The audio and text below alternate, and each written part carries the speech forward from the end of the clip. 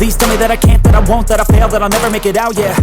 Please tell me all the bad, never good, fill my head full of every single doubt, yeah. So let's first talk about searching for soreness.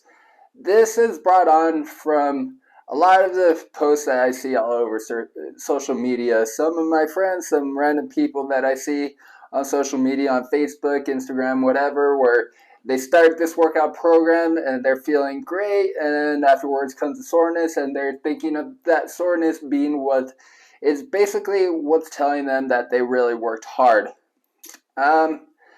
There's truth to it, but there's also some things that you don't really have to search for soreness to be reaching your weight loss goals. So, starting off, soreness is common amongst newbies in working out.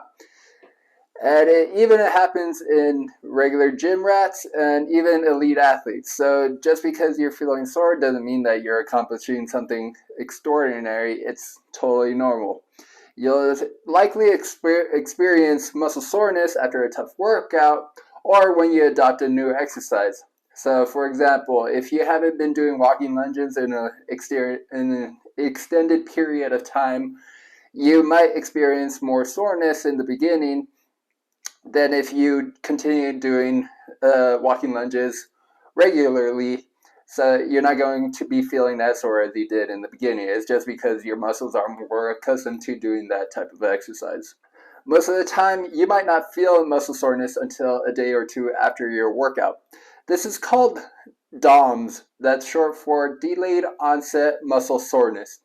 So again, this is the bit of discomfort that you might feel the day or two after your workout. So you might not be feeling it after you leave the gym, but the next morning you might feel yourself like, oh, super sore, having to crouch down, pick up stuff because you did a whole bunch of hip thrusts the day before and your glutes are feeling super duper sore. That's totally common. There's a reason to that. One of it is it's kind of your body's defense mechanism from preventing you from overstraining your muscles, so you're not being able to work as effectively as you did the day prior because the body needs more time to recover after that workout. In these circumstances, it's totally natural. It's a totally natural event and not at all a sign that you did something right or you did something wrong. It's just your body needs some time to recover, so it's not going to allow you to work as intensely as you did the day before. In essence, soreness acts as a safety mechanism to allow muscles time to recover by disallowing one to effectively perform at an optimal level for high intensity exercises. So that's exactly what I was telling you earlier. You need to give your body some time to recover after a tough workout, especially. And if you're going at 110% one day, trying to go at 110% the next day, you're just not giving your body enough time for it to recover. And the soreness is basically disallowing you from working that intensely. So that's a natural defense mechanism that the body does have. It's not a bad thing. It's actually a really good thing. Otherwise, you'll be very prone to straining your muscles if you weren't experiencing that muscle soreness.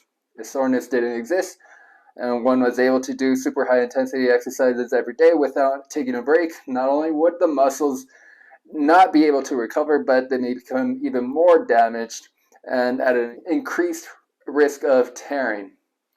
So if you're going super duper hard, doing like crazy CrossFit type exercises every single day of the week, or doing 2 or 3 days of those super high intensity CrossFit workouts, doing that for a week or a month, like your body would totally break down, and that's why your body is not allowing that to happen, because you'll be too sore to even be able to do that in the first place. In most cases, people that are new to weight training have the misinformed idea that they must be sore after a workout, and that a lack of soreness translates into a lack of an ineffective workout, or they might beat themselves up thinking that they didn't work hard enough.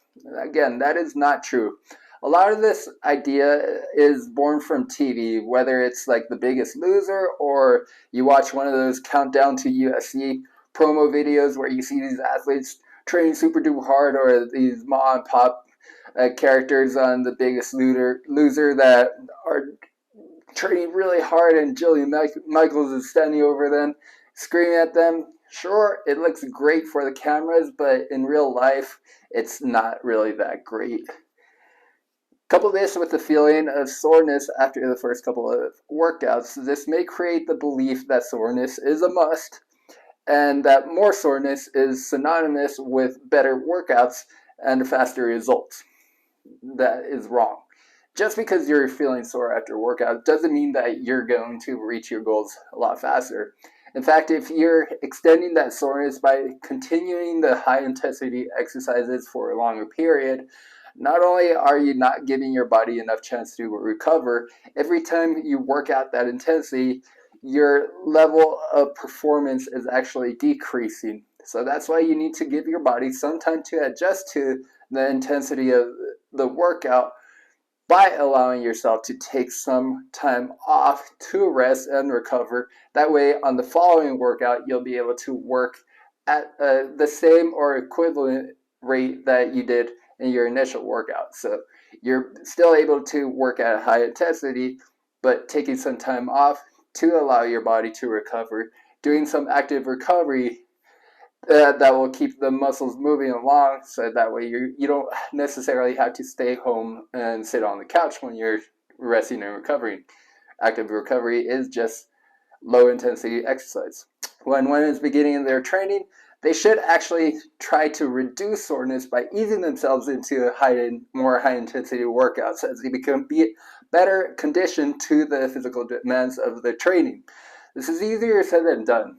I know this from experience. Whenever I have a new client, they want to just go at it 110%, especially the New Year's clients, because they set this goal for themselves and they want to reach it as fast as possible. It's totally understandable. I mean, that's the American way, pretty much. Unfortunately, again, you really got to take your time and reach your goals when they get there. You don't necessarily have to force the issue. It's going to happen as long as you're doing everything that you're supposed to be doing. You're eating healthy and you're exercising consistently, and at the same time you're still giving your body the proper amount of rest so it can recover. I know this sounds totally boring, again, especially when you see these countdown to UFC or NFL Hard Knocks on HBO, where guys are just training super duper hard. You want to feel like you're training that hard so that way you can feel more accomplished. I mean, but you're just not at that level yet.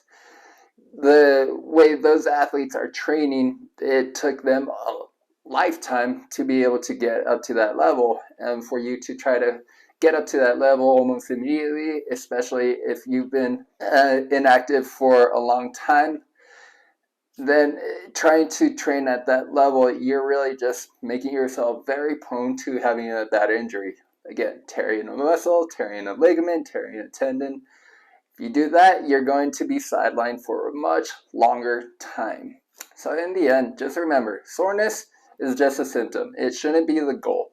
It's a defense mechanism to remind you that you need to take some time to recover, and don't try to force the issue. The results will come as long as you stick with the plan and trust the process. And don't forget, especially if you're a total newbie and you start an exercise program, those first couple weeks, maybe even the first couple months, should be 100% focused on technique.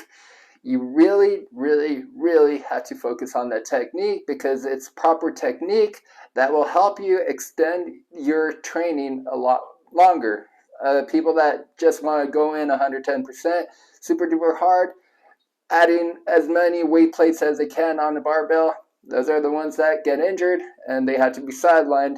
And once you're sidelined, it takes a lot more effort to try to get back into it. Instead, focusing on technique will help you remain healthy longer and be able to reach your goal.